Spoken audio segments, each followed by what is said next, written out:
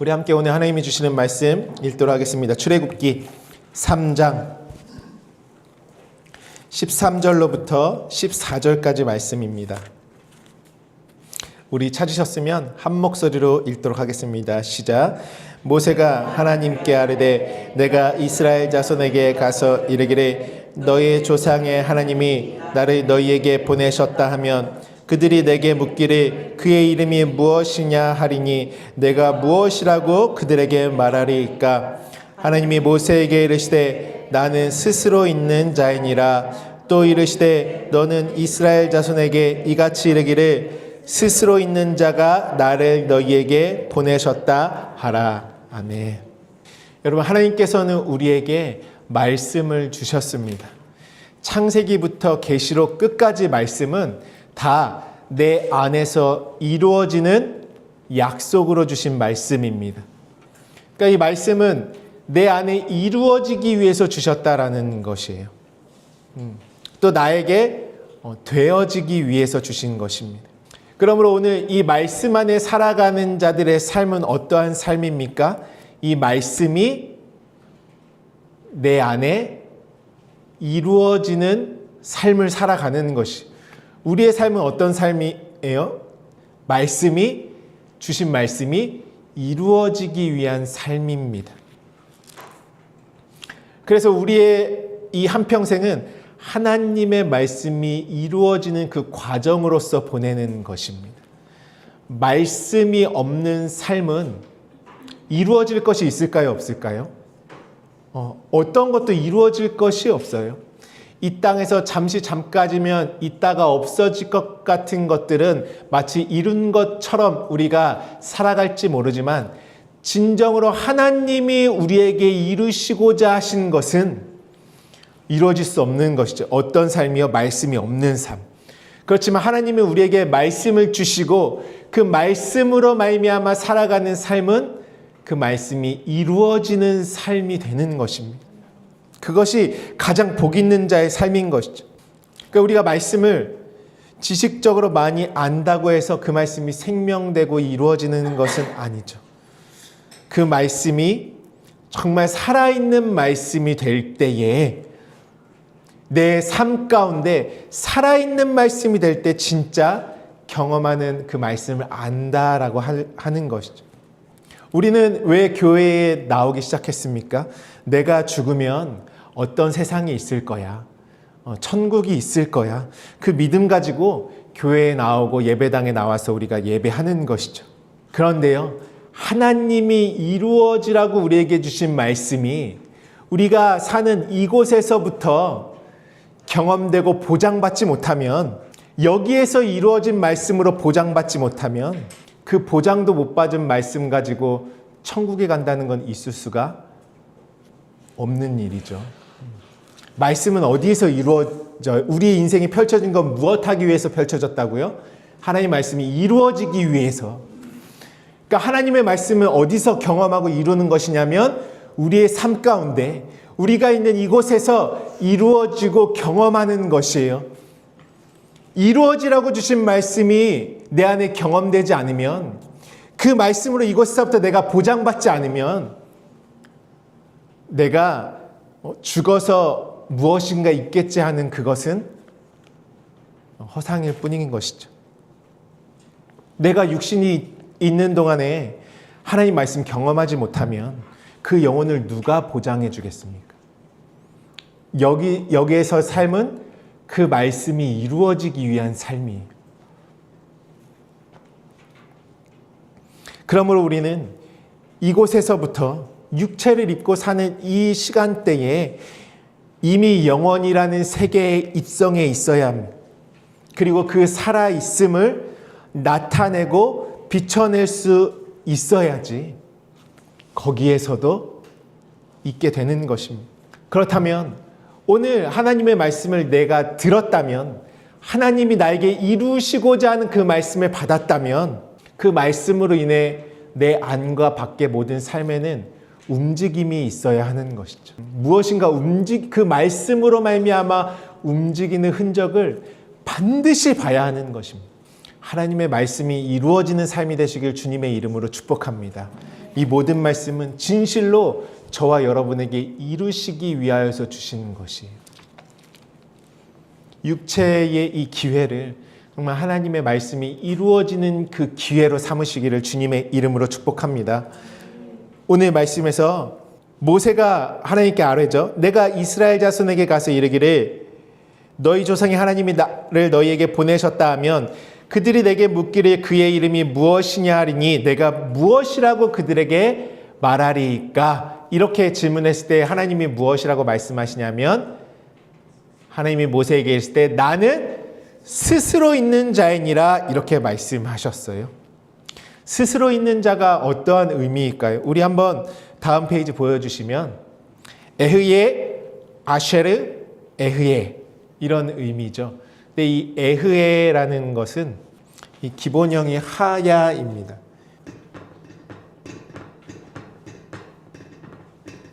이게 지금 에흐예 이렇게 했어요. 그렇죠? 근데 요게 이제 원래 기본형이 뭐냐면은 요 하야. 그래서 이제 요게 붙으면 하야는 어떤 의미냐면 존재하다. 존재하다라는 의미예요. 그래서 뭐냐면은 이게 붙으면 나는 존재하다 이런 의미가 되는 것이에요. 하여튼 이것은 어떤 의미냐면은 에흐예 아쉐르 에흐예 발음이 이게 에흐예 이게 좀 어렵죠. 나만이 존재라는 것이에요. 존재는 나다. 그러니까 하나님만 영원한 생명의 존재라는 것입니다. 영원할 수 있는 그 의식은 하나님만 그 하나님의 의식만이 영원한 것이에요. 그래서 존재는 어떠한 것을 존재라고 하냐면 하나님의 의식을 가진 자를 존재라고 하는 것입니다.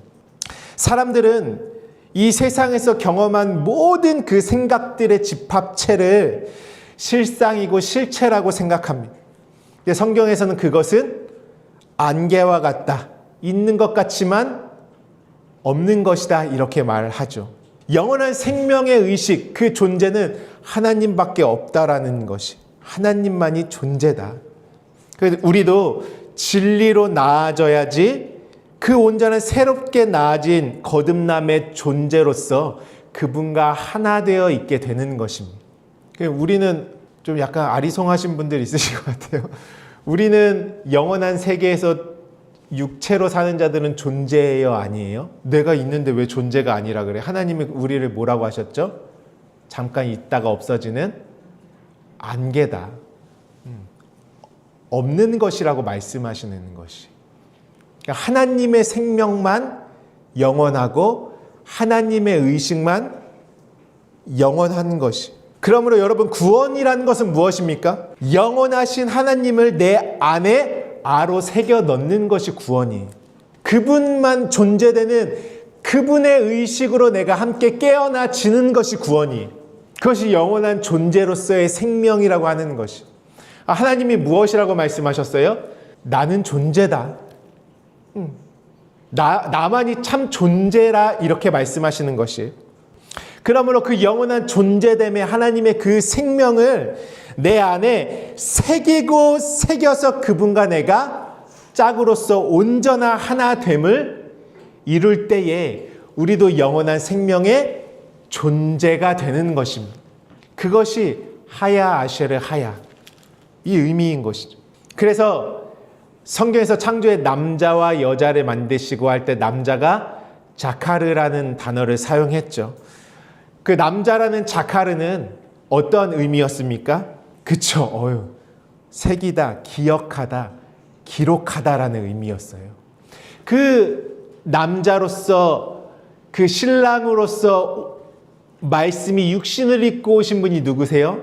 하나님이 예수로 아들로서 말씀이 육신이 되어서 오신 것이 바로 자카르로 오신 것이에요. 무엇을 행하시려고? 영원한 하나님의 생명을 나에게 새기시려고, 기록하시려고, 나로 하여금 생명의 존재가 되게 하시려고, 하나님과 하나된 말씀되어진 자가 되게 하시려고 자카르로서 오셨습니다. 그럼 네케바인 나는 어떠한 자죠? 그 같은 흔적을 그분이 자카르로 오셔가지고 말씀을 하시고 십자가에서 육체로는 죽으시고 영으로 살아나서 그리스도 되심의 모든 역사를 다 이루어 놓으셨어요. 그 이루어 놓으심이 나에게 생명되도록 나에게 새겨 넣는 것입니다. 그래서 네케바라는 여자는 그것이 내 안에 뚫어지고 완전히 새겨져서 자카르와 무엇을 이루냐면 한 몸을 이루는 것이에요. 그래야지 내가 어디 안에서 발견되냐면 나는 존재다 하신 그 존재 안에서 내가 발견되게 되는 것입니다. 영원한 생명의 존재 안에서 그분과 내가. 그래서 하나님이 말씀하시죠. 하나님의 말씀을 받은 자들은 신이라 하였거늘 이렇게 말씀하시는 것이. 그 신이라는 영원한 생명만이 존재다라는 것이 하나님 말씀만이 영원하다. 풀은 마르고 꽃은 시드나 오직 주의 말씀은 세세토록 영원하다 말씀하고 있지 않습니까? 우리가 영원하려면 그 말씀의 존재로 그분과 하나 되어진 존재로 나아지는 것이. 그러면 어떻게 하셔야겠어요? 하나님은 하나님과 같은 그분이 다 이뤄놓으신 생명의 흔적을 나에게 고스란히 새겨 넣는 것이 자카르이고 그것이 우리에게 하늘의 씨를 주시는 것이고 자카르와 네케바가 온전히 하나를 이루어 엘로힘이라는 그 신의 성품 안에서 함께 이루어지게 되는 것입니다. 하나님과 같은 형상을 이루는 것이죠. 어떨 때 하나입니까? 그럼 나에게 그분이 이루어 놓으신 것과 같은 흔적, 같은 열매가 나타나야 자카르와 네케바, 곧 남자와 여자가 하나 되어서 우리 이전에 엘로힘에 대해서 나눴죠. 성령의 가르침을 받았을 때 엘로힘 안에는 남자와 여자가 짝으로서 온전히 하나 되어 있는 것이. 그 엘이 자카르로서 우리에게 영원한 생명을 새김으로 그것을 우리에게 가르치신다 이렇게 말씀하시는 것이고요. 그의 호흡해야 할 나는 존재로 살아있어야 할 나는 영이요 생명이신 그분의 진리의 말씀을 온전히 성령으로 가르침 받아서 하나 되어지는 것이죠. 하나님은 약속하시고 그 약속을 자카르로 오신 예수께서 다 그리스도 되심으로 이루어 주셨고 이제는 너희는 성령을 받으라 하시면 이 다 이루어 놓으신 것이 내 안에 같은 흔적으로 새겨져야 그분과 내가 존재로서 같은 하나가 되는 것입니다.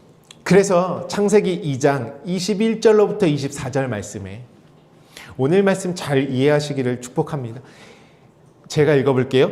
여호와 하나님이 아담을 깊이 잠들게 하시니 잠들매 그가 갈빗대 하나를 취하고 살로 대신 채우고 여호와 하나님이 아담에게서 취하신 그 갈빗대로 여자를 만드시고 그를 아담에게로 이끌어 오시니 아담이 이르되 이는 내 뼈 중에 뼈요 살 중에 살이라 이것을 남자에게서 취하였은즉 여자라 부르리라 하니라. 이러므로 남자가 부모를 떠나라고 되어 있는데 원래 의미는 부모로 떠나가 맞습니다. 이러므로 남자가 부모로 떠나 그의 아내와 합하여 둘이 한 몸을 이룰지로다. 이렇게 말씀하셨어요. 지금 여자는 어디에서 나온 존재입니까? 아담의 옆구리. 그것이 무엇이라고 되어 있냐면 갈비뼈라고 나와 있죠.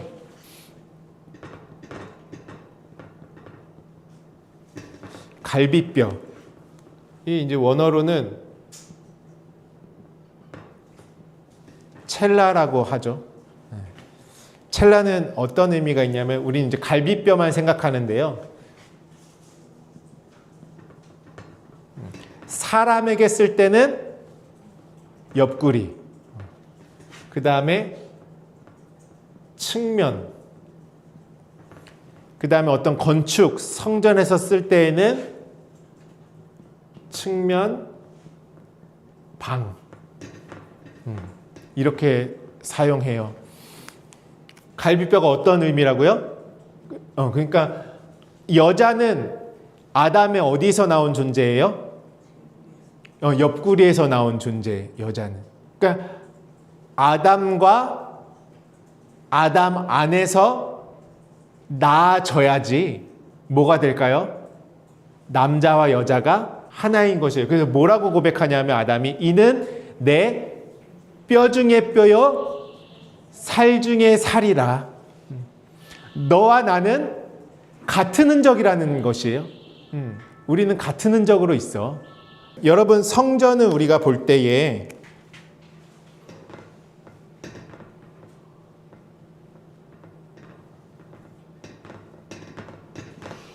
이게 성전이죠. 여기 이제 번제단, 물두멍, 촛대, 떡상으로 법궤가 있지 않습니까? 여기 이렇게 날개가 있고, 그 측면 성전에, 솔로몬 성전에 여기다 뭘 만들었어요? 이렇게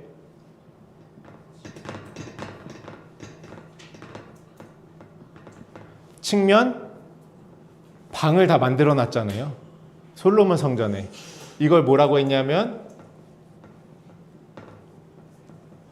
골방이라고 했죠. 그러니까 예수님이 너희는 거리 어귀에서 기도하지 말고 어디로 들어가서 기도하라고 하셨죠? 골방. 이거 우리가 그냥 집에서 방문 닫고 기도하는 거 생각하시면 안 돼요. 예수님이 말씀하신 건 다 어디에 있는 얘기 하시는 것이에요? 성경에 있는 얘기 하시는 거죠.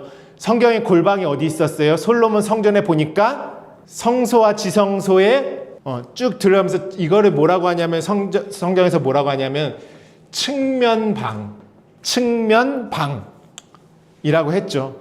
이게 원어로는 뭐예요? 이 골방이 첼라예요. 옆구리라는 의미예요. 여러분, 성전은 누가 성전이라고 했습니까? 예수님이 내가 성전이고 너도 성전이야. 골방의 두 가지 의미 기억나시나요? 골방. 하나는 아까 옆구리, 측면이라는 의미가 있었어요. 또 하나는 기억나세요, 여러분? 샤케아으 뭐 이러면서 망각하다. 기억나시죠? 되새김질을 많이 하시네. 자, 골방은 어떤 곳이에요? 골방에 들어가면 말씀이 펼쳐져 있죠. 두루마리 책이 제사장들의 방에. 그 말씀을 계속 말씀으로 기도하고 말씀을 되새김질하고 말씀과 성령 안에서 땅의 모든 것들이 망각되는 곳이 골방이에요. 말씀이 내 안에 들어오면 뭐가 망각이 돼요? 그렇죠? 너희는 이전 것을 기억지 말고 이전 것을 생각지도 말라. 그러니까 육체의 모든 것들이 다 망각되어지는 곳이에요. 그곳이 어디예요? 골방이죠. 내 안이 그 골방이 되는 것인데 성전 안에. 골방은 그래서 망각하다. 하나는 옆구리. 우리는 어디서 나아진 자냐면 예수님이 창이 그의 옆구리를 찔렀는데 그 옆구리에서 무엇이 나왔습니까? 물과 피가 나왔다.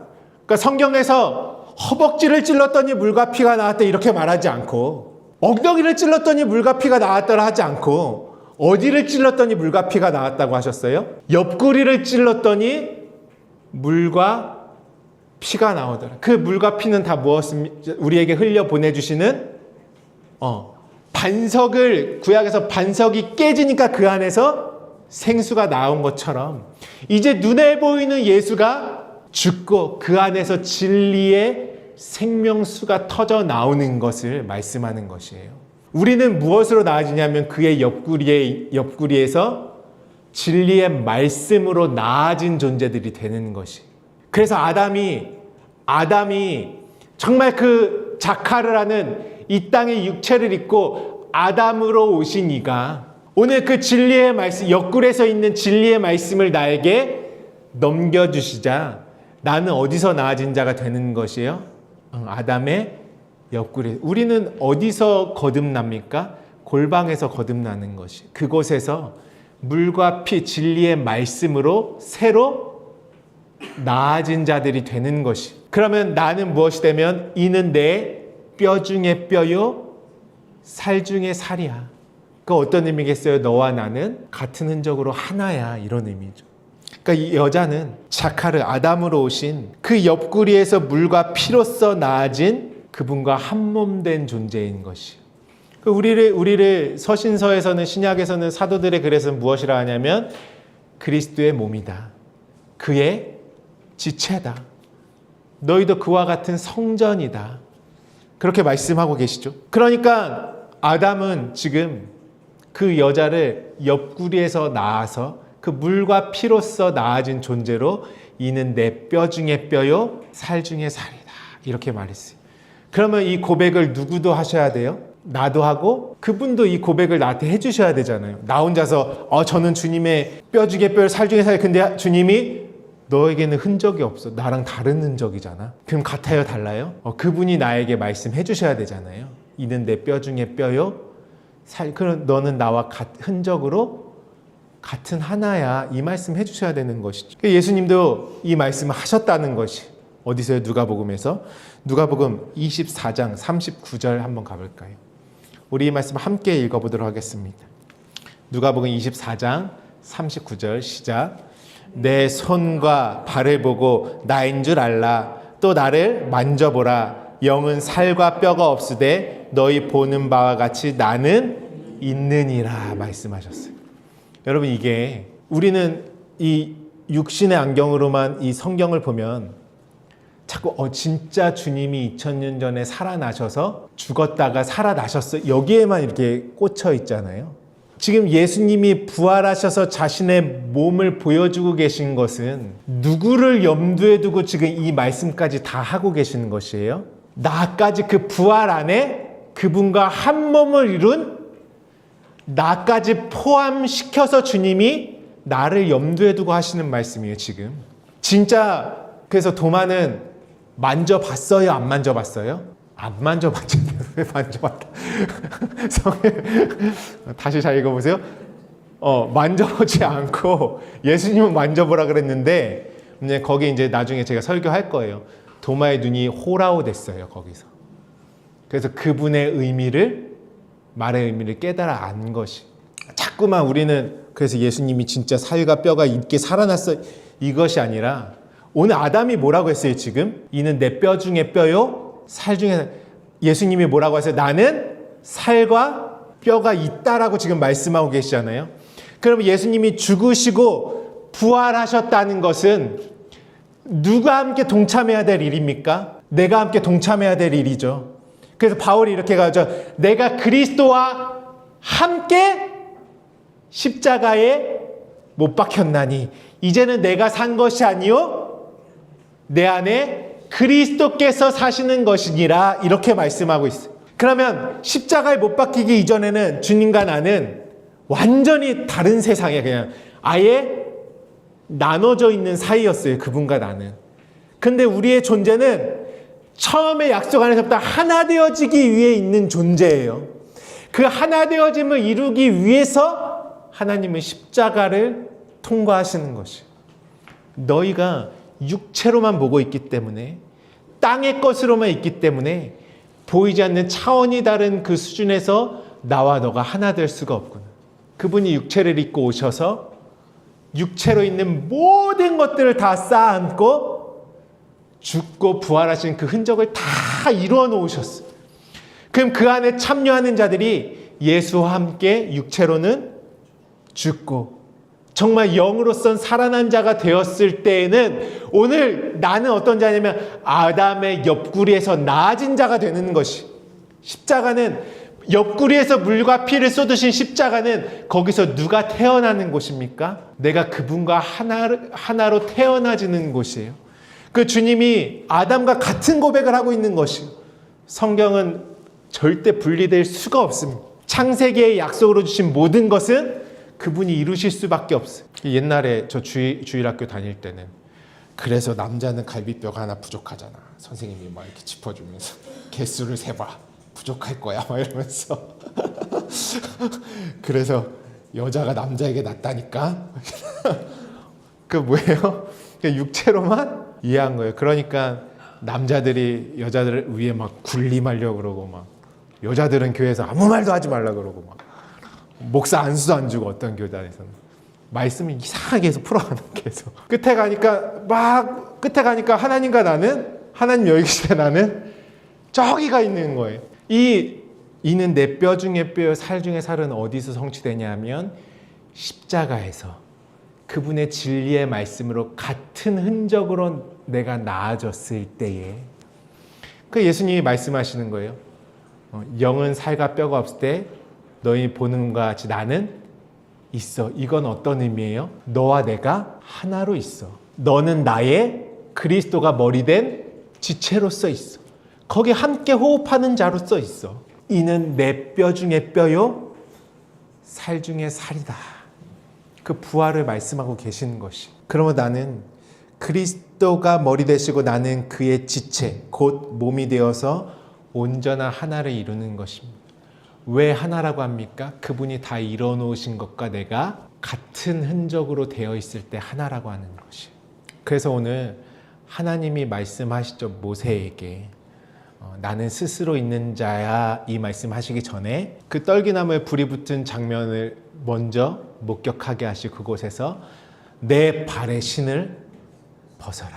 이곳은 거룩한 곳이니 내 발의 신을 벗어라 이렇게 말씀하셨어요. 그 발의 신을 벗으라는 것은 어떤 의미였습니까? 나는 지금 하야 아쉐레 하야 나는 존재다 이 말씀을 하시기 전에 지금까지 여기까지 걸어온 너의 걸음은 진정한 존재로서의 걸음이 아니었어. 그 말씀하시는 것이 내 발의 신을 벗으라 하십니다. 그 진짜 영원한 생명의 존재로서의 걸음이 아니었다. 그것은 여기서 종료되는 것이다. 그럼 주님이 무엇이라고 말씀하시는 것이에요? 이제는 나와 함께 가자. 나와 같은 기억과 같은 흔적으로 하나 되어 가자. 영원히 있음의 자리에서 그 존재로서 이제는 함께 세워지고 함께 가자라고 말씀하시기 위해서 내 발의 신을 벗으라 말씀하시는 것이. 여러분 발은 무엇입니까? 예수님이 제자들의 발을 씻기셨죠. 그때 베드로가 무엇이라고 말했어요? 요한복음 13장 8절에 베드로가 이르되 내 발을 절대로 씻기지 못하시리이다. 예수께서 대답하시되 내가 너를 씻어주지 아니하면 내가 나와 상관이 없느니라 이렇게 말씀하세요. 여러분 발은 무엇입니까? 발을 씻긴다라는 의미는요. 예수님께서 지금 십자가에서 그 7마디의 말씀을 하시고 물과 피를 다 쏟으시고 그분이 말씀이 육신이 되어 오셔서 그 십자가의 모든 것들을 다 이루어 놓으셨어요. 그러면 그 일이 고스란히 나에게 이루어지는 것이 무엇이냐면 발을 씻기는 것이. 그건 어떤 의미예요? 내가 그분의 몸이 됐다는 것은 여러분 성경에서 어떤 신을 신으라고 하죠? 복음의 신을 신어라 이렇게 말씀하시죠. 복음의 신을 신으라는 것은 이제 모세가 존재가 아닌 생명이 아닌 자로서의 신을 벗었어요. 그러면 이제 나는 그리스도 안에서 발견된 자로서 그 복음의 모든 말씀이 이루어진 말씀 자체인 내가 된 것이 이미 몸을 씻기는 것은 누가 다 이뤄 놓으셨습니까? 내가 그분의 지체가 될 것이기 때문에 내 몸이 씻긴 모든 것들은 그분이 친히 다 이루어 놓으셨어요. 그럼 성령으로 말미암아 그 이루어 놓으신 것이 이제 내 안에 고스란히 이루어지는 것이 발을 씻기시는 것이. 그건 무엇이냐면 너는 내 몸이다라는 의미고 발을 씻는 넌 내 몸이야. 나는 그분의 복음의 발 자체가 되는 것입니다. 발은 최종적인 거잖아요. 우리가 어디 가려면 무엇이 움직여야 갈 수 있습니까? 발이 움직여야 몸도 함께 가는 것이죠. 하나님이 이미 몸은 다 씻기셨는데 발은 따로 움직인 삶은 따로 간다는 것은 어떤 의미예요? 말씀을 아직 경험하지 못하는 것이. 오늘 베드로가 예수님이 씻기신다고 하는데 나는 뭐예요? 어떻게 감히 제 발을 씻기십니까? 그건 다른 말로 어떤 의미예요? 저는 여기까지는 괜찮은데 당신과 같은 흔적이 될 수는 없습니다. 똑같은 말이. 저는 이렇게도 예배할 수 있고 이렇게도 예배할 수 있고 이 산에서도 예배할 수 있고 저 산에서도 예배할 수 있고 저는 찬양도 이렇게 잘하고 이거 봉사도 이렇게 열심히 하고 근데 걸음은 어때요? 삶의 걸음은 존재로서의 걸음이 아닌 것이. 왜? 그분이 넘겨주시는 같은 흔적으로 받지 못했기 때문에. 예수님이 그분이 다 이뤄놓으신 것을 같은 흔적 되게 하셔서 진짜 복음의 신을 신고 그 복음의 걸음으로 살아가는 그것으로만 움직여지는 나의 삶 자체, 나의 발 자체가 되게 하시는 것이 무엇이냐면 나와 같은 흔적을 이루자. 이루어 내가 너의 발을 발까지 씻겨주셔야지 그분과 내가 뭐가 있는 사이예요? 여기서 발을 안 씻기면 너와 내가 상관이 없다라는 것이에요. 이미 다 일어났는데 발은 안 씻기면 넌 나와 상관이 없어. 그러니까 발을 씻긴다는 것은 그분과 내가 같은 흔적으로 이루어지는 삶이 되는 것이 복음의 발로서 살아가게 되는 것이고 내가 그분의 몸이 되는 것이 그래서 그분과 같은 흔적을 나타내는 삶이 되는 것입니다. 그러면 이제 다시 돌아가서 오늘 본 말씀에 나는 스스로 있는 자야 나만이 존재야 하나님이 말씀하셨는데요. 그 말을 다른 말로 하면 어떤 말이 될까요? 더 깊은 그분의 마음 가운데 있는 말로 하면 너는 나야. 이 말이 이해가 되세요? 나는 어디서만 이제 발견될 수 있어요? 온전히 존재 대신 그리스도 안에서만 발견될 수 있어요. 어떻게요? 그분과 하나 된 그분의 그리스도가 머리 대신 그분의 몸 자체로서 발견되는 그것이 존재이지 않습니까? 그러면 이 말은 다른 말로 이는 내 뼈 중에 뼈요 살 중에 살이라 하신 나는 스스로 있는 자라는 말씀이 이제는 너는 나로서 존재하고 나와 함께 존재하고 너도 나와 하나 된 존재하를 말씀하고 계시는 것이에요. 다른 말로 어떤 의미예요? 너는 나다. 그것이 나는 스스로 있는 자라는 말씀.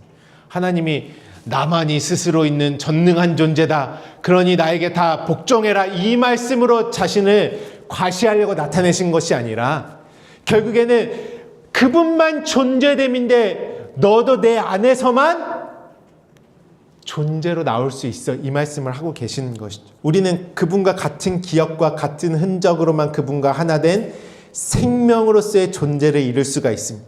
그래서 바울은 무엇이라고 고백합니까? 빌립보서 3장 7절부터 10절 말씀에 그러나 무엇이든지 내게 유익하던 것을 내가 그리스도를 위하여 다 해로 여길 뿐더러 이 모든 것을 해로 여김은 내 주 그리스도 예수를 아는 지식이 가장 고상하기 때문이라. 내가 그를 위하여 모든 것을 잃어버리고 배설물로 여김은 그리스도를 얻고 우리 9절부터 같이 읽을까요? 9절만 같이 읽을까요? 시작.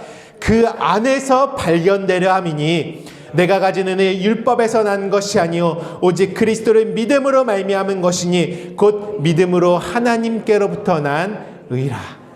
어디서 발견된대요? 그리스도 안에서. 그 안에서만 발견돼야 영원한 생명의 존재가 되는 것입니다. 그러면 우리는 그분의 옆구리 그 골방에서 무엇하는 시간이냐면 말씀으로.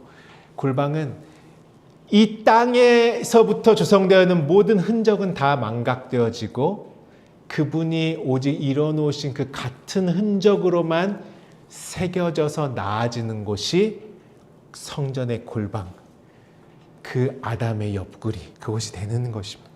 그분과 내가 하나로 나아지는 것이. 그러므로 우리는 지금 이 골방에서 내가 가지고 들어온 그분의 흔적이 무엇인지를 잘 알아야 돼. 왜? 내가 같은 흔적으로만 나아질 수 있기 때문에. 그 골방에서 그분이 다 이뤄놓으신 그 흔적만이 나를 영원한 생명으로 나오게 하는 유일한 능력이기 때문에 그 흔적이 무엇인지 잘 알아야 하는 것입니다. 그래서 요한복음에 예수님이 이렇게 말씀하세요. 예배에 대해서 말씀하실 때에 너희는 알지 못하는 것을 예배하고 우리는 아는 것을 예배하노니 이는 구원이 유대인에게서 남이라. 아버지께 참되게 예배하는 자들은 영과 진리로 예배할 때가 오나니 곧 이때라. 아버지께서는 자기에게 이렇게 예배하는 자들을 찾으시느니라. 하나님의 영이시니 예배하는 자가 영과 진리로 예배할지니라. 이렇게 말씀하고 있습니다. 이렇게 예배하는 자들을 찾으신다는 것이에요. 영과 진리의 예배는 무엇입니까? 오늘 우리 서두에서 함께 나눈 말씀으로 정리하면 예배라는 것은요, 그분과 내가 같은 흔적으로 새겨서 같은 흔적으로 만들어지는 것이 바로 예배예요. 내가 그분의 생명으로 태어나는 것이 예배라는 것입니다. 예배는 어떤 우리의 종교의식의 행위가 아니고요, 그분과 같은 흔적으로 그 흔적 되게 하시는 것이 하나님의 영이시니 하나님의 성령으로 그것이 내 안에 이루어지는 예배가 되는 것이 성령과 진리로 말미암. 성령이 우리에게 하시는 것은 무엇입니까? 창세기 2장 7절 말씀에 여호와 하나님이 땅의 흙으로 사람을 지으시고 생기를 그 코에 불어넣으시니 사람이 생령이 되니라 이렇게 말씀하셨어요. 그 성령으로 나에게 이루시는 것은 무엇이에요? 영과 진리 예배는 성령으로 말미암아 생기가 나에게 들어와야 예배가 되는 것이. 여러분 예배는 무엇이냐면 생명 되게 하는 것이 예배예요. 그러니까 예배는 무엇이 들어가냐면 성령으로 말미암아 생기가 내 안에 들어와야 생명이 되는 예배가 되는 것입니다. 그러니까 예배는 생명되게 하는 역사죠. 그렇다면 생기를 그 코에 불어넣으시는 것은 무엇입니까? 그분이 주시고자 하는 그 말씀이 무엇인지 깨닫는 것이 생기가 그 코에 불어넣어지는 것이. 무엇으로만 말씀을 깨달을 수 있다고 했죠? 성령으로만. 성령은 하나님의 숨, 호흡, 바람, 그리스도의 영, 진리의 영. 성령은 어떤 일을 하십니까? 예수께서 육신이 되어서 오셔가지고 이뤄놓으신 그 모든 흔적과 같은 흔적을 나에게 새기시는 것이 성령의 역사예요. 그러면 그분이 다 이뤄놓으신 그 말씀 자체가 내 안에 이루어지도록 하는 것이 성령의 역사예요. 성령은 예수께서 다 아버지의 것을 받아 말씀에 놓으시고 이루신 것을 초월하지 않으십니다. 그는 내가 말한 것을 너희에게 가르치시고 이루실 것이다 말씀하시지 않으셨습니다. 내가 너에게 이른 것을 기억나고 생각나게 하실 것이다 말씀하시지 않으셨습니다. 그러니까 그분이 이뤄놓으신 것을 내 안에 같은 흔적으로 열매 맺도록 새겨 넣으시는 것이 생기를 그 코에 불어 넣으시는 것이. 그러니까 성령으로 그분이 이뤄놓으신 것이 내 안에 들어오니까 이제 예수께서 그리스도 되심으로 이뤄놓으신 것이 무엇인지 내가 깨닫기 시작하는 것이. 그것이 호흡이 내 안에 들어오는 예배입니다. 성령과 진리로 하는 예배인 것이에요. 그리고 충분히 그것을 깨달아 알고 그분의 세계 안에 내가 태어나서 하나하나 바뀌어가지는 것입니다. 그러니까 오늘 예배를 통해서 하나님이 나에게 성령으로 말씀의 생기를 불어 넣으셨어요.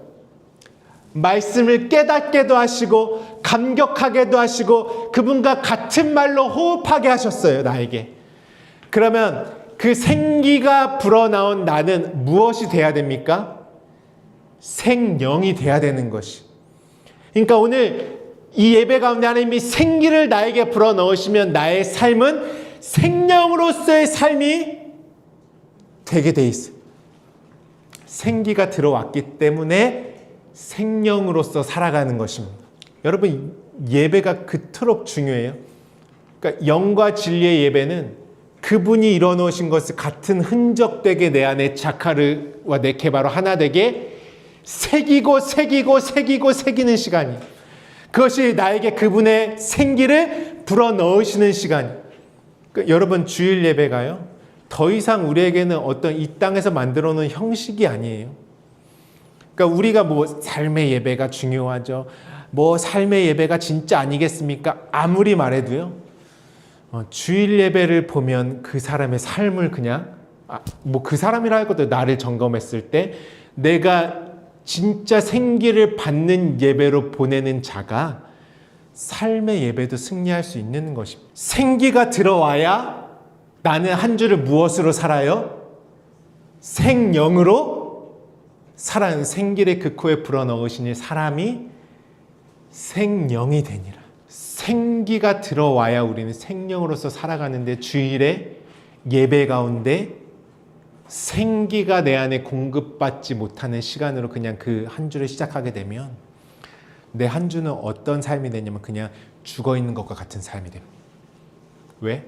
내 안에 불어온 생기가 없기 때문에 다시 그냥 육체대로 살아가는 것이에요. 이 하나님이 이 땅에 조성해 놓으신 주일이라는 예배부터 진짜 생기를 받을 줄 아는 자가 이 땅에서의 모든 주일이라는 것까지도 초월하는 진짜 삶의 예배자, 날마다 그분의 것으로만 호흡할 수 있는 자가 되는 것이. 그러니까 하나님이 정말 하나님의 사람을 어떤 목사와 교사와 전도자와 그를 가르치는 자로 세우셨을 때 하나님의 목적은 하나예요. 생기를 그 코에, 그러니까 성령과 하나 된 자들, 그 호흡을 줄 수 있는 자들을 하나님이 세우셨을 때는 너는 나보다 더 큰 일도 할 것이야 말씀하시지 않으셨습니까? 주님이 이 땅에서 하신 것처럼 우리도 성령으로 말미암아 그러니까 우리는 말씀을 주고 공급하는데 그것으로 말미암아 자라나게 하시는 것은 하나님이다 이렇게 말씀하시죠. 말씀은 오직 성령께서 예배는 성령께서 그 생기를 그 코에 불어 넣으시는 생명의 시간입니다. 그 생기는 무엇이냐면 나는 스스로 있는 자라 말씀하신 그분과 하나 된 존재가 되기 위해서 그분의 모든 흔적을 나에게 새기시는 시간이 예배라는 것이에요.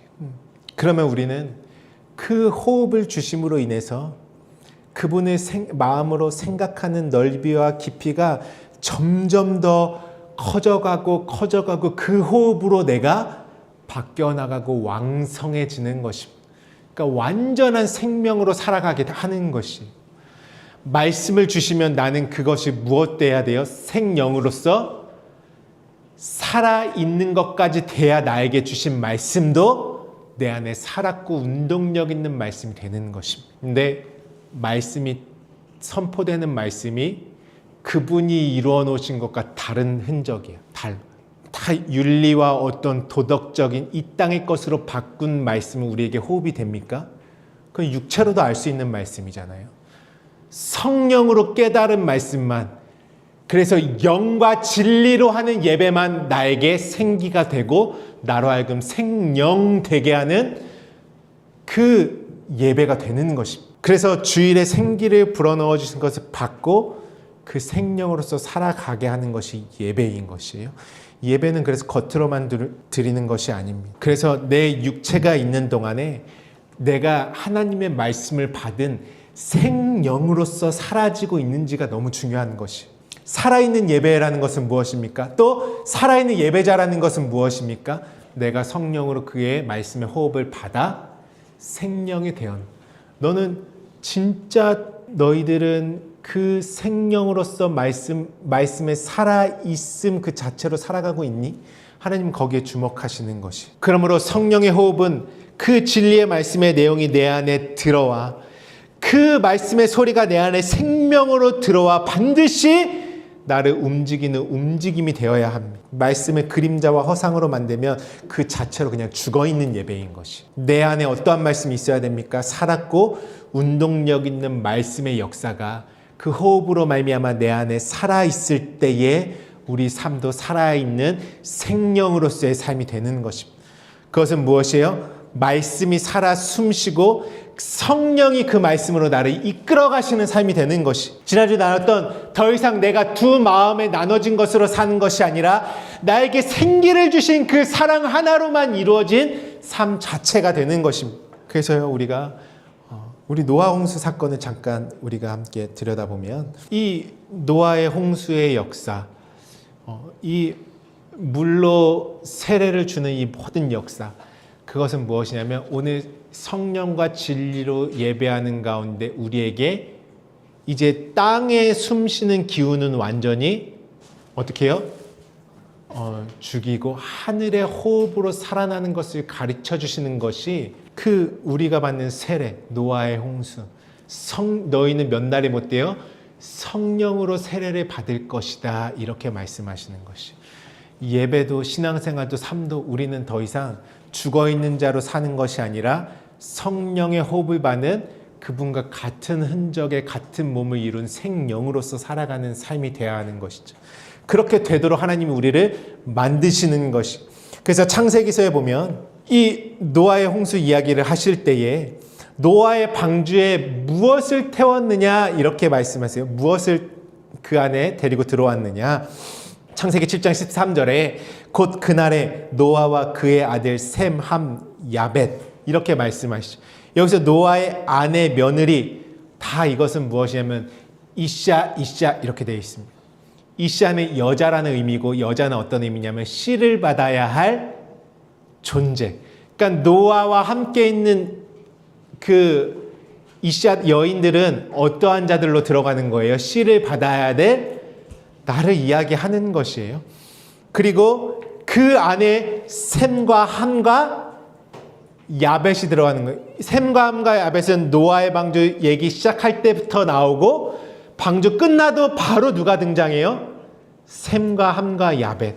그러니까 하나님은 지금 이 방주라는 성전의 역사를 통해서는 같은 흔적의 씨를 주셔서 너의 영혼육이 그리스도 안에서 발견되는 존재로 나는 너를 만드실 거야, 이 말씀하고 계시는 것이에요. 셈과 함과 야벳은 무엇이라고 했죠? 우리의 영혼육의 질서를 이야기한다고 했죠. 그러니까 침례는 그리스도 안에서 살아난 온전한 영혼육의 질서로 나를 세우시기 위한 그 생명됨의 역사를 우리에게 주시는 것이에요. 그래서 우리가 그 일을 이루기 위해서 많은 물소리와 같은 그 홍수의 말씀을 경험하는 것입니다. 그리고 또 14절에 무엇을 태웠다고 했죠? 들짐승이 그 종류대로, 모든 가축이 그 종류대로, 땅에 기는 모든 것이 그 종류대로, 모든 새가 그 종류대로. 처음에 뭐가 있냐면 기는 것, 땅에. 그 다음에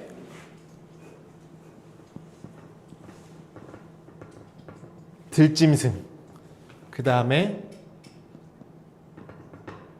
가축, 그리고 새. 이게 다 어디에 들어갑니까? 방주. 방주는 무엇이에요? 성전이고, 성전대 내가 물 위로 떠오르는 것이죠. 그러면 성전된 나의 어떤 속성이죠. 이제는 우리가 창세기 볼 때 이 천지 만물의 이야기를 눈에 보이는 만물, 물질 세계의 자연으로만 이해하면 나는 뭘로 끝나요? 나의 존재는 자연으로 끝나는 것이. 이거 언제부터 말씀하셨어요? 하나님이 창조할 때. 저 다섯째 날에 물들은 생물을 번성해서 땅에 기는 것 같이 가축과 새에 이르기까지 하나님이 말씀해 주시죠. 땅에 기는 것은 뭐가 없습니까, 여러분? 발이 없어요. 배로 미끄러져. 여기서 지금 바닷속의 물고기, 그 탄님이라고 했죠. 바다 짐승. 여긴 지금 성전 안에는 어떻게 해요? 아예 언급도 안 돼요. 물고기와 같은 존재들. 근데 우리는 처음에 어떤 상태였어요? 우리가 엄마 태중에 있을 땐 무엇으로 살죠? 물고기 같이 살잖아요. 엄마 양수 안에서. 태어나면 처음에 뭐 합니까? 배로 기어다녀요. 그 다음에 네 발로 기죠. 그 다음에 이유식 먹고 양육 받잖아요. 그 다음에 온전한 사람을 이루는 것이에요. 차원이 다른 두 발로 걷는 삶을 사는 것이에요. 그러니까 땅에 기는 것은 무엇이냐면 그냥 땅과 하나 육체로만 사는 인생을 말하는 것이. 근데 여기서 특징이 무엇이냐면 뭐만 들어가냐면 15절 함께 읽어볼까요? 15절 시작. 무릇 생명의 기운이 있는 육체가 둘씩 노아에게 나와 방주로 들어갔으니. 뭐가 들어갔대요? 생명의 기운이 있는 것들만 들어갈 수 있어요. 그러니까 생명의 기운이 뭐라고 돼 있어요? 루아흐. 루아흐는 무엇입니까? 하나님의 영, 숨, 호흡. 그래서 하나님의 영은 수면 위에 운행하시다 그 영이 뭐예요? 루아흐. 하나님의 호흡을 건네받는 자들만이 온전한 하늘의 존재로서의 떠오른 자격이 주어지는 것이에요. 그렇지 않은 땅의 호흡으로 있는 모든 것들은 다 말씀 안에 장사 지내는 것입니다. 옛사람은. 말씀에 다 죽는 것이. 그러니까 우리는 이 가축부터 이 땅에 기는 이 짐승이라는 것은 무엇이냐면 말이 없어요. 말이 없어요. 이 성전도 처음에는 구약의 모양과 그림자로 주신 성전 안에는 무엇이 없습니까? 말이 없어요. 누구의 말이 없어요? 예수 그리스도의 말이, 내 말이 영이요 생명이라 하신 예수 그리스도의 말이 없어요. 예수 그리스도의 말이 없으니까 옛 성전으로 지난주에 우리 큰 성이라고 했죠. 소돔과 같은 자신의 의로 희생제사 드리는 그 옛선 율법의 자로 충만해서 살고 있는 나는 어떤 예배를 하면 진리의 말이 없는 짐승과 같은 예배를 하는 것이에요. 예배 가운데 생기가 그 코에 없어요. 말씀이 없어서. 진리의 말씀이 없어서. 그러니까 나는 말 없는 율법 성전과 같이, 그래서 이 가축들의 모습이 성전 안에 들어가면 뭐가 돼 있냐면 다 그 안에 기명들이 있어요. 기명들을 하나님이 다 다리를 4개로 만들라고 하셨어요. 왜? 모양과 그림자의 그 율법 성전 안에서 드려지는 예배는 무엇 가지고만 예배합니까? 짐승만 드리잖아요. 가축도 베헤마, 짐승이라는 의미가 같이 들어가 있어요. 율법의 행위의 예배, 말씀이 없는 예배, 성령이 그 코에 생기를 불어넣으시지 않는 모든 예배는 뭐밖에 없냐면 짐승들이 드리는 제사와 똑같습니다. 왜? 성경은 우리를 하나님의 호흡으로 온전한 사람이 이루지 못하면 다 어떤 상태예요? 짐승의 상태예요. 근데 이걸 통해서 이 가축은 그나마 내가 드려질, 이 가축이 처음에는 양으로 드리고 소로 드렸잖아요. 근데 이게 누가 되셨습니까? 예수님이 되시고 그 안에서 누구까지 들어와야 완성이에요? 나까지 돼야 영과 그 말씀을 깨달아서 내가 영과 진리로 예배하고 있는 것이. 그렇지 않으면 이 수준도 못 가요. 그냥 짐승과 같은 예배를 하는 것입니다. 우린 교회에다가 막 조명도 반짝반짝하게 해놓고 아무리 많은 찬양대가 나와도 그곳에 뭐가 없으면 생기를 그 코에 불어넣으시는 말씀이 없는 예배는 하나님이 보실 때 구약에 계속 말, 누가 그 짐승 나한테 가져오라고 했냐? 너희 상전들에게 아니 하나님이 레위기에서 짐승으로 제사하라 뭐해라 했으면서 그렇게 열심히 하고 있는 자들이 내가 언제 그거 하라고 했냐? 말라기서 이렇게 말씀을. 그러니까 예수로 말미암아 넘겨봐서 너까지 이루어지라고 하신 말씀이 성령으로 내가 눈이 떠지지 않고 성령의 호흡으로 받지 못하니까 어떤 제사만 하고 있는 것이에요? 이 땅의 모든 예배를 그냥 율법적인 행위의 예배로 바꿔버린 것이. 소리만 있지 그 안에 생기가 성령으로 말미암는 말씀이 주어지지 않으니까 우리의 삶도 뭐에 생명되지 못하고 다 육체로만 사는 짐승과 같은 삶이 되는 것이. 본능적으로 아는 그것으로 멸망하느니라 로마서에 말씀하고 있죠. 그냥 육체의 본능, 내가 이 땅에서 내 지식과 생각의 체계에 형성되어 있는 그 영원한 존재가 아닌 잠깐 있다 없어져 안개와 같이 사는 것이고, 예배도 말씀 없이 하니까 어떤 예배예요? 짐승과 같은 예배. 그러니까 이전에 저희 아내랑 어떤 교회, 우리도 이제 개척교회 하면서 방문하려고 방문했는데 저희 아내가 분명히 눈을 뜨면 찬양팀이 있는데 눈만 감으면은 아무것도 없는 강대상에 뭐 그냥 스테이지가 아예 그냥 텅텅 비어있는, 하나님은 그걸 계속 보여주시는. 나는 그것도 모르고 막 손들면서 옆에서 막 이렇게 찬양하고 막 신령하세요 아주. 그래서 막 혼자 막 이러면서 막 예배하고 있는데 아무것도 없더라. 그러면서 목사님이 올라오셨는데 목사님은 조금 있는 것 같아. 이러면서 왜요? 뭐가 없어요? 존재로서의 성령과의 호흡이 없는 것이에요. 무엇이 무릇 생명의 기운 곧 루아우 성령의 인도함 받는 자들만 새는 어떤 것을 말해요? 하나님은 우리는 육체로 이 땅에 발을 디디고 살기 때문에 차원이 다른 것을 설명하기 위해서는 이건 날개라는 의미잖아요. 새는 이걸로밖에 설명해 주실 수가 없어요.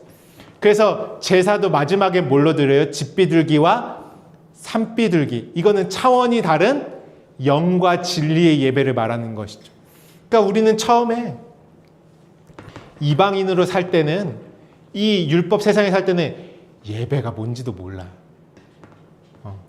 신이 나에게 필요가, 신이란 존재도 생명의 필요가, 야, 이 땅에서 이렇게 잘 먹고 잘 살면 되지, 아무것도 필요 없어. 이건 바다의 용이에요. 그나마 방주에 탈 수 있는 자들이 누구예요? 심령이 가난한 자들. 성령이 없이는, 그 기운이 없이는 나는 아예 없음이구나. 아무것도 아니구나. 그 아는 자들이 여기서부터 시작하는 것이. 그래서 노아가, 우리 이 말씀 보고 오늘 좀 마무리를 향해 가도록 하겠습니다. 창세기서 9장 20절부터 23절 말씀에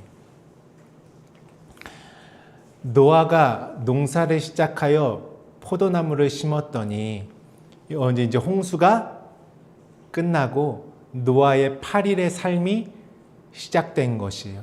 여러분, 포도나무 농사는 무엇입니까? 예수님이 요한복음에 나는 포도나무요 너희는 가지니, 포도나무는 영원한 그리스도의 생명을 상징하는 것이죠. 그래서 막 물도 포도주로 바꾸고, 예수님도 십자가에서 무엇을 받지 않고 무엇은 받으시고 막 이러셨잖아요. 그게 다 뭐였어요? 포도나무에서 나온 그래서 우리가 성찬 예수님이 하시면서 내 떡과 포도주로 하잖아요. 그 포도주는 그리스도의 진리의 말씀을 상징하는 것이죠. 하나님이 농부가 되셔서 포도나무 농사를 하신다는 것은 무엇이냐면 나를 그리스도의 형상으로까지 완성하시는 그 창조를 말씀하시는 것이, 오늘 말씀했듯이 나를 엘로힘으로, 곧 하나님과 같은 그 존재로서 태어나게 하신 일이 그분이 하시는 포도나무 농사예요. 노아가 지금 안식이라는 이름을 가지고 짓는 농사 중에 다른 농사가 있습니까? 하나님의 언약이 이루어지는 것 외에. 그래서 지금 노아가 어떤 상태냐면 포도주를 마시고 취하여 그 장막 안에서 벌거벗었다. 여러분, 어떤 장면이 떠오르세요? 포도주를 마셨어요. 그 장막, 그 성전이죠. 거기서 발가 벗었어요. 어떤 장면이 생각나십니까, 여러분? 그렇죠. 에덴 동산. 좋죠. 에덴 동산. 또 어떤 발가 벗은 장면이 그죠? 맞아요. 아담과 하하가 발가 벗었잖아요. 그 일을 누가 똑같이 재현하셨습니까? 예수님의 십자가에 있는 모습이에요. 예수님이 어떻게 했어요? 모략과 쓸개로 탄 포도주는 안 받으셨죠. 그리고 해용에 적셔서 우슬초로 된 것만 받으시고 다 이루었다 하셨어요, 예수님. 오직 그리스도 진리의 말씀으로만 받으셨어요. 포도주를 마시고 취하여 그 장막 안에서, 예수님이 십자가에서 지금 어떤 상태죠? 장막 그 뜰 안에 번제단이 섰잖아요. 성경에서 집, 장막, 이거 다 무엇 이야기하는 것이, 아까 에덴 동산 방주, 다 성전 이야기하는 것이, 그게 나의 모습을 또 이야기하는 것이고, 장막 안에서 벌거벗으니라. 어떤 장면이 떠오르세요, 여러분? 예수님이 십자가에서 그 안식의, 예수님은 어떤 분입니까? 안식의 사람으로 오시지 않으셨습니까? 아버지와 나는 하나이니라. 그래서 그분은 무리도 걸으셨고 그 풍랑 가운데서도 고요히 주무셨어요. 근데 그분이 지금 이 노아가 왜 벌거벗고 있는 것이요? 또 8일의 삶으로 나와서 누구 때문에 벌거벗은 것이에요? 그분은 이 땅에 8일의 삶으로 오셔가지고 누구 때문에 지금 벌거벗고 계신 것이에요? 나 때문에 벌거벗고 있는 것이에요. 노아는. 여기서 또 누가 등장합니까? 셈과 함과 야벳이 등장하죠. 그거는 그 노아의 생명을 공급받아야 할 모든 육체로 살아가고 있는 우리의 모습이 또 등장하는 것이에요. 여기서 누구를 통해서 노아의 그 모든 세례의 사건을 거치고 안식으로 나온 사람을 통해서 또 무슨 일이 일어나고 있는 것이에요? 그 복음의 발의 역사, 그 하나님이 우리를 살리시고자 하는 그 역사가 또 일어나고 있는 것이에요. 지금 벌거벗음부터. 이 십자가의 주님의 벌거벗은 모습은 함은 무엇으로 봤냐면 수치로 봤어요. 그것을. 예수님이 벌거벗고 계신 것을. 함은 무엇을 상징한다고 했죠? 육체를 상징한다고 했죠. 그러니까 지금 노아가 포도주에 취해서 벌거벗고 있는 그 장면을 육체로 보는 자들은 어떻게 볼까요, 여러분? 어떻게 볼까요? 우리 한번 그 말씀으로 가볼까요? 고린도전서 1장 18절부터 24절입니다. 고린도전서 1장 18절부터 24절에 십자가의 도가 멸망하는 자들에게는 미련한 것이요 구원을 받는 우리에게는 하나님의 능력이라. 기록된 바 내가 지혜 있는 자들의 지혜를 멸하고 총명한 자들의 총명을 폐하리라 하셨으니 지혜 있는 자가 어디 있느냐? 선비가 어디 있느냐? 이 세대의 변론가가 어디 있느냐? 하나님께서 이 세상의 지혜를 미련하게 하신 것이 아니냐? 하나님의 지혜에 있어서는 이 세상이 자기 지혜로 하나님을 알지 못함으로 하나님께서 전도에 미련한 것으로 믿는 자들을 구원하시기를 기뻐하셨도다. 유대인은 표적을 구하고 헬라인은 지혜를 찾으나 우리는 십자가에 못 박힌 그리스도를 전하니 유대인에게는 거리끼는 것이요 이방인에게는 미련한 것이로되 오직 부르심을 입은 자들에게는 유대인이나 헬라인이나 그리스도는 하나님의 능력이요 하나님의 지혜니라. 그러니까 그 십자가를 함의 눈으로 보면 무엇으로 보여요? 미련한 것으로 보여요. 이 미련한 것으로 보다라는 의미는요, 단순히 나는 저거 안 믿어. 어떻게 그 십자가에 샀죠? 그 진짜 부활이 이 정도의 수준을 말하는 것이 아니에요. 어디까지를 미련하게 보는 것이냐면, 우리 예수님 저렇게 힘드셔서 어떡해? 저렇게 아픈 것도 다 참으시고 저 벌거벗게 해줘서 얼마나 부끄러우셨을까? 그거 지금 미련하게 보는 것이에요. 하나님의. 왜? 무엇으로만 보기 때문에? 육체의 내 눈에 보이는 것으로만 보기 때문에. 지금 그분이 벌거벗으시면 왜 벌거벗으셨습니까? 그 벌거벗음을 보여주기 위해서 누구도 벌거벗었냐면 아까 우리 자매님 말씀하신 것처럼 아담도 벌거벗었죠. 아담은 왜 벌거벗었습니까? 하와가 먹었잖아요. 따서 먹었잖아요. 선악과로 뱀의 속임수로 그것을 먹었잖아요. 아담은 뭐예요? 하와가 먹어서 같이 먹게 된 것이에요. 그 아담이 누구세요? 내가 선악과 먹었잖아요. 난 육체로밖에 있을 수 없잖아요. 그런 나에게 그분이 둘째 아담으로 오셨잖아요. 육신으로 돼서. 그분은 왜 육체를 입어서 죄도 없으신 분이 죄인의 모양으로 오실 수밖에 없습니까? 아담처럼. 아담과 같은 모양으로 오실 수 있어요. 내가 그 상태로 있기 때문에. 어떤 상태로? 벌거벗은 수치의 상태로 있기 때문에. 그러니까 아담도 어떻게 해요? 같이 벌거벗을 수밖에 없어요. 그러니까 하와가 그걸 먹었고 하와로 말미암아 아담도 그 모습을 똑같이 갈 수밖에 없는 것이 하와를 품었기 때문에. 내가 오늘 그 씨를 받아야 될 여자로서 하나님의 것을 육체의 짐승의 것으로밖에 보지 못하기 때문에 예수님이 어떤 모습으로 오셨어요? 아담의 모양으로 오셨어요.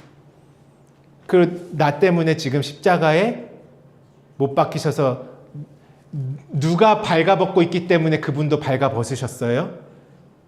내가 발가벗고 있기 때문에 예수님도 발가벗은 거예요. 그것이 아담과 하와의 이야기입니다. 하와가 먼저 먹어서 발가벗고 있잖아요, 지금. 그래서 하나님이 이사야 선지자에게도 그렇고, 이사야 선지자에게도 어떻게 다니라 그랬어요? 이사야 20장 2절부터 5절 보면, 그때에 여호와께서 아모스의 아들 이사야에게 말씀하여 이르시되 갈지어다 내 허리에서 배를 끄르고 내 발에서 신을 벗을지라 하시매 그가 그대로 하여 벗은 몸과 벗은 발로. 왜 다 이렇게 선지자들을, 이사야뿐만 아니라 볼기를 넌 드러내놓고 다녀라. 그리고 포로로 끌려가는 모양처럼 다니고 있어. 그 누구 때문에 지금 다 아담도 노아도 선지자도 계속 발가벗고 있습니까? 그렇게 구약에서 나 입혀주려고. 예수님은 왜 십자가에서 지금 발가벗으셨어요? 누가 발가벗고 있기 때문에? 내가. 무엇이 발가벗고 있는 모습입니까? 그분의 흔적으로 입혀지지 않은 것이 발가벗고 있는 것이에요. 그분이 다 이뤄놓으신 것이 나에게. 그래서 무엇을 먹을까 마실까, 마지막은 뭐예요? 입을까는 그분과 그냥 고스란히 같은 흔적으로 계속 열매 맺고 있는 것이. 그래서 우리가 나눈 것이 예수님이 뭘 가져가셨냐 도대체 십자가에서. 희롱과 능력과 침뱉음과 채찍을 이야기한 것이. 이 중에 발가벗음은 무엇이었습니까? 능력이었습니다. 이거 능력이 다른 말로 뭐였어요? 수치. 또 단어로 뭐가 있었죠? 발가벗다.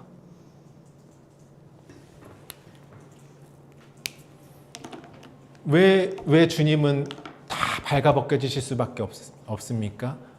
내가 진리로 옷 입고 있지 않고 영과 진리로 예배하는 것이 무엇인지 모르고 오직 발가벗은. 여러분, 짐승은 어떻게 살아요? 옷을 입고 살아요? 아니면 옷 없이 삽니까? 그나마 좀 집에서 길러줘야 가끔 옷도 입어보고 하는 거지. 짐승은 어떤 상태? 옷이 없어요. 그냥 발가벗은 상태로 사는 것이 짐승이지 않습니까?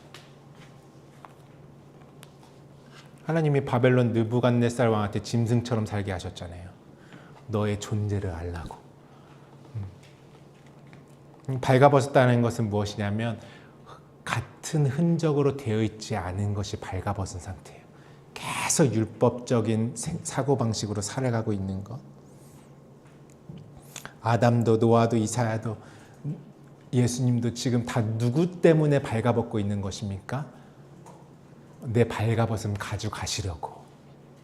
그래서 이 수치가 무엇으로 바뀐다고 했죠?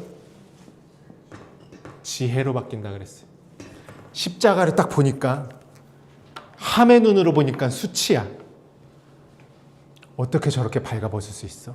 근데 오늘 말씀에서 그 십자가는 뭐라 그래요? 하나님의 지혜다. 지혜다. 내가 왜 발가벗어서, 그분은 왜 희롱당하실 수밖에 없는지, 능욕당하실 수밖에 없는지, 텅 빈 침뱉음으로. 채찍은 나에게 그 같은 흔적을 새기는 것이 채찍이지 않습니까? 채찍에 대해서도 좀 더 아직 다 나가지 못한 것들이 많이 있어가지고 나갈 텐데요. 성령으로 말미암아 그 십자가에서 진짜 넘겨신 그 생명이 무엇인지 발견하면서 막 생기가 내 안에 들어오니까 내 안에 벌거벗고 있던 수치가 어떻게 됐어요? 그러니까 그분이 주신 걸 보지 못하는 게. 우리 마지막 이 말씀 읽고 우리 기도할까요? 요한계시록 3장 17절부터 18절입니다. 요한계시록 3장 17절부터 18절 같이 읽습니다. 시작. 나는 부자라 부요하여 부족한 것이 없다.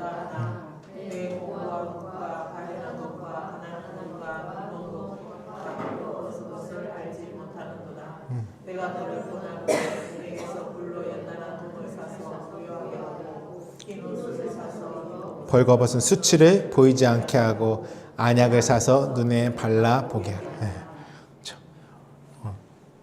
너는 부자라고 해서 부유하고 부족한 것이 너는 있다고 하나.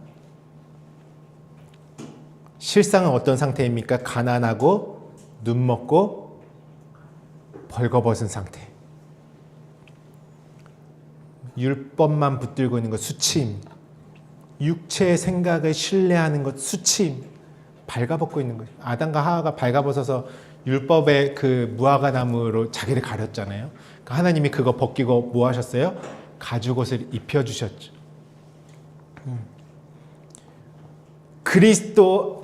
그리스도와 같은 흔적으로 입혀지지 않은 것이 수치예요. 무엇을 자꾸 입으려고 합니까? 내 생각으로, 육체의 생각으로.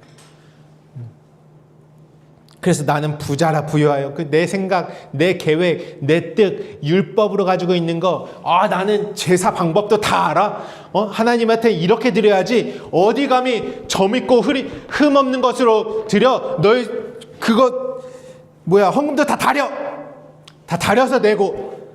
온갖 땅의 것으로 신앙생활하는 그 모든 것들, 그 눈먼 것, 병든 것이, 생기가 없는 것이. 너는 다 알고 있다. 너 부자라고 생각하지? 근데 너는 왜 말씀을 보지 못해? 성령과 함께하지 않기, 영과 진리로 예배하지 않기 때문에. 그 상태는, 내가 눈먼 것은 어떤 상태입니까?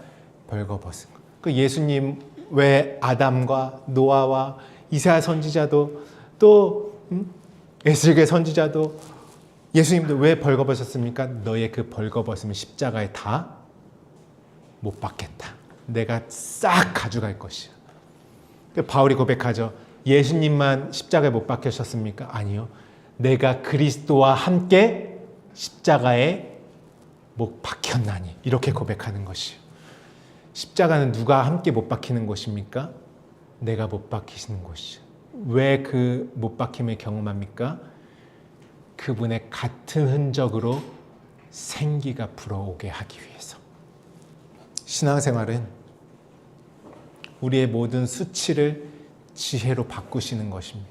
무엇이냐 하면 완전히 발가벗어서 짐승과 같이 존재도 아닌 땅의 호흡으로 살아가는 나에게 오늘 하나님이 무엇이라고 하죠? 나는 스스로 있는 자다 말씀하시면서 너는 내 안에서 엘로힘으로서 이제 발견되게 할 것이다 말씀하시면서 오늘 그 모든 발가벗음을 그분의 흔적으로만 입혀지는 그 예배의 자리로 우리를 이끄시는 것이에요. 진짜 성령으로 말미암아 예배 가운데 생기가 내 안에 들어오면 우리는 생령으로서 살게 되고 그 생령은 무엇입니까? 그리스도의 흔적만 나타나는 생령으로 살아가는 것입니다.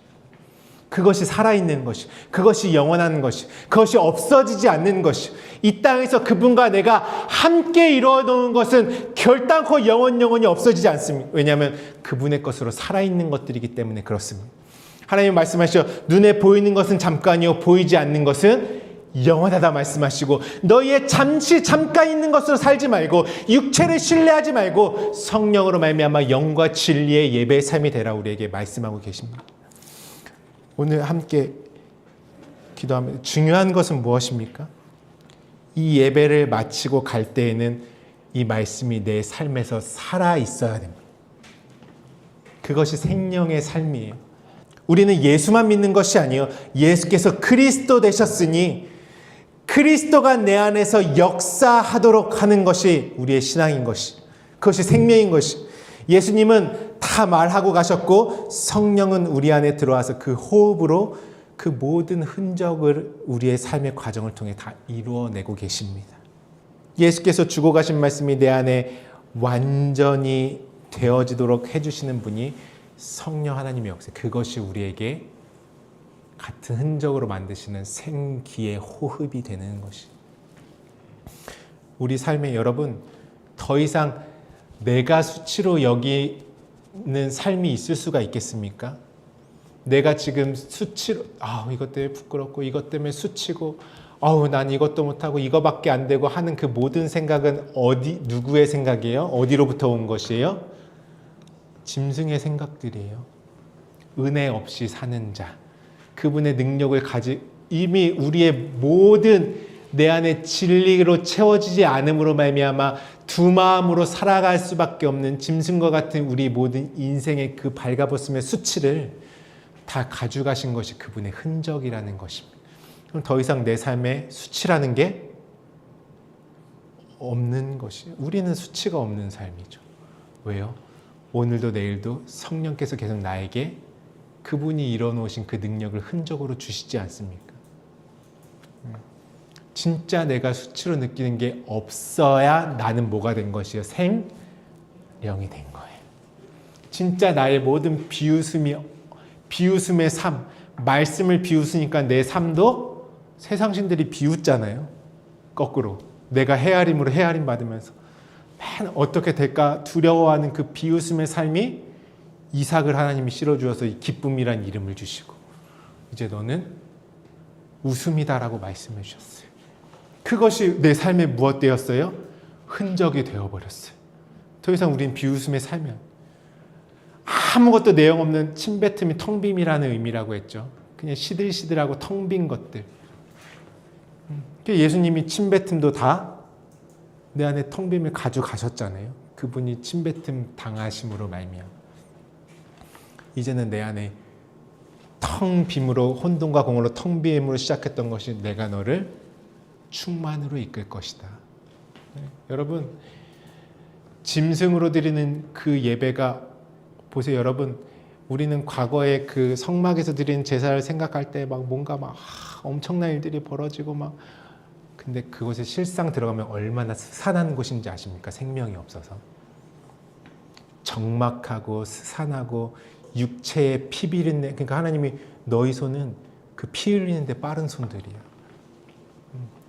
얼마나 이 생기가 없는 예배가 적막한 줄 아십니까? 생기가 없어서 살아가는 삶이 얼마나 건조한 성전의 삶인지, 예배도 아닌 삶인지. 그러니까 이 시대가 얼마나 예배가 타락했습니까? 하나님 앞에 했다고 하는 헌금조차도 나중에 수틀리면 다 찾아오는 시대예요. 그거 다 뭘로 한 거예요? 육체로 열심히 한 거죠. 그러니까 항상 입에 뭐가 있습니까? 내가 교회에서 이것도 했고 저것도 했고 이것도 했고 저 사람은 내 마음을 몰라주고 이 사람도 몰라. 그거는 우리끼리 해결하면 돼요. 언제든지 쓰기. 근데 우리는 뭐가 많냐면 나는 이것도 했고 이것도 했고 주중에 이것도 했고 하나님 앞에 이것까지 했고 다 뭐예요? 생기가 없는 예배의 삶이. 오늘 우리 기도하실 때 하나님이 우리에게 뭐라고 말씀하시냐면 이제는 너는 나야. 너는 내 뼈 중에 뼈고 살 중에 살이다. 복음에 이제 너의 존재가 아닌 것으로서의 모든 신을 벗으면 너는 나와 함께 생명으로서 이 땅을 살아갈 것이야. 그것이 천국이란다. 그것이 하나님의 나라란다. 오늘 우리에게 이렇게 말씀하십니다. 기도하실 때 하나님 진짜 예배의 삶이 되기 원합니다. 그리고 이 주일 예배 또 삶의 우리의 모든 예배의 자리들이 생기를 그 코에 불어넣으시니 생명이 되니라 하신 그 역사가 이루어지는 삶이 되기 원합니다. 그래서 우리가 무엇 기도해야 되겠습니까? 주님께서 이루어진 것과 같은 흔적으로 옷 입게 하여 주시옵소서. 주님, 내가 신앙생활하는데 더 이상 발가벗은 수치로 다니지 않기 원합니다. 무엇으로 자꾸 날 가리려 했어요? 변명으로, 핑계로 계속 그걸로 옷 입으려고 그랬잖아요. 나는 이렇게 했어요. 이것 때문에 그랬어요. 그거 다 그 모든 수치의 옷이 이제 우리는 벗겨지는 것이에요. 그 모든 두 마음으로 가지고 있던 우리의 모든 맞고 틀리고의 모든 역사는 이제 그리스도 안에 십자가의 못이 박히고 그분의 흔적으로서만 옷 입는 것입니다. 주님, 성령으로 호흡하는 자, 그 진정한 예배의 삶이 되게 하여 주시옵소서. 우리 같이 기도하겠습니다.